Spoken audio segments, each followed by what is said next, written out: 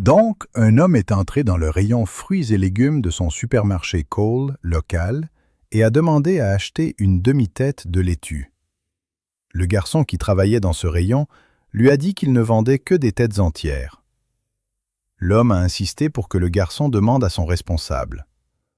En entrant dans l'arrière-boutique, le garçon a dit au responsable « Un vieux bâtard veut acheter une demi-tête de laitue. » Alors qu'il terminait sa phrase, il s'est retourné pour trouver l'homme juste derrière lui.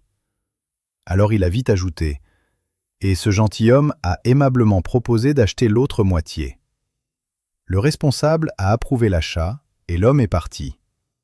Plus tard, le responsable a dit au garçon « J'ai été impressionné par la façon dont tu t'es sorti de cette situation tout à l'heure. Nous aimons les gens qui ont de la répartie ici. Tu viens d'où, mon garçon ?»« De Nouvelle-Zélande, monsieur, » a répondu le garçon. « Eh bien, pourquoi as-tu quitté la Nouvelle-Zélande » a demandé le responsable. Le garçon a dit « Monsieur, il n'y a rien que des raccrocheuses et des joueurs de rugby là-bas. »« Vraiment ?»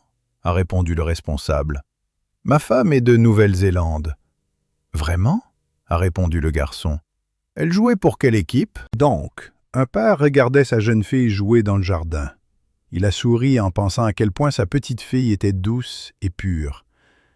Il pensait à elle, voyant les merveilles de la nature à travers des yeux si innocents. Soudain, elle s'est juste arrêtée et a fixé le sol.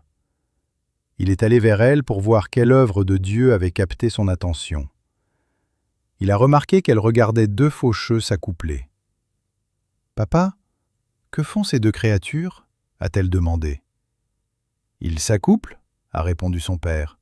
« Comment appelle-t-on la créature du dessus ?» a-t-elle demandé. « C'est un faucheux » a répondu son père. « Donc l'autre est une maman faucheuse ?» a demandé la petite fille alors que son cœur s'emplissait de joie face à une question si mignonne et innocente.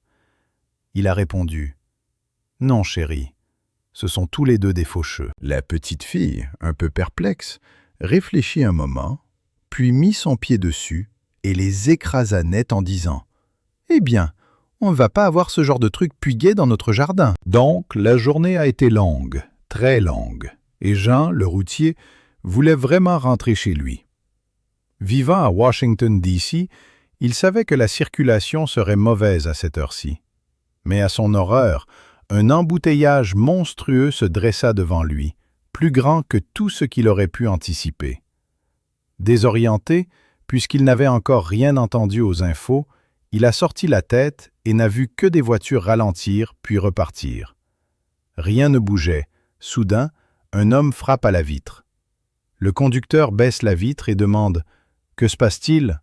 « Des terroristes ont kidnappé l'ensemble du Congrès américain. »« Oh mon Dieu !» s'exclama Jean. « Et ils demandent une rançon de 100 millions de dollars, » dit l'homme. « Oh mon Dieu !» répondit Jean. « Sinon, ils vont les arroser d'essence et y mettre le feu, » dit Liépitié, s'écria Jean. « Nous faisons le tour des voitures pour collecter des dons, » dit l'homme. « Combien est-ce que tout le monde donne en général ?» demanda Jean. L'homme sourit et dit « Environ 1 gallon. » Donc, un jeune barman a commencé à travailler dans un saloon à l'ouest. Un de ses premiers jours, un cow-boy fait irruption par la porte et crie « Filez vers les collines! Gros Bill arrive en ville! » Le barman n'avait jamais vu une telle bousculade, alors que tout le monde dans le bar se ruait vers les portes. Dans la mêlée des chaises qui volent et des tables renversées, le barman est jeté à terre, inconscient. À son réveil, il vit un buffle monté par l'homme le plus grand qu'il ait jamais vu s'arrêter devant les portes du saloon.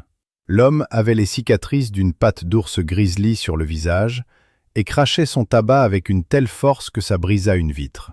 Il fit irruption dans le bar, arrachant les portes de leurs gonds, ramassa le barman par terre et le remit derrière le comptoir. « Donne-moi un whisky !»